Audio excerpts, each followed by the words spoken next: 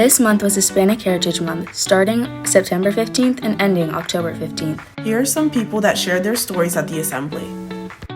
Hispanic Heritage Month is essentially a month celebrating the culture of Hispanics and Latinos, and honestly, I really loved the class today. It was so lovely seeing other people with similar cultures to me and being able to see all the beautiful dresses and the music and everything. It was just lovely. I loved it. On to the next speaker. In the Latino Heritage Month cab, I got to talk about my culture and share about it, and it was something like really kind of close to my heart because I got to talk about my story, but I also got to see other people's stories and hear other people's stories, and that was kind of my favorite part, getting to kind of immerse myself in other people's cultures as well as my own. Up next is Michaela Martinez. My favorite part about this was just like going down the trail and like honestly showing people my dress, and I was like I keep fighting the urge to not go on the floor, like start dancing.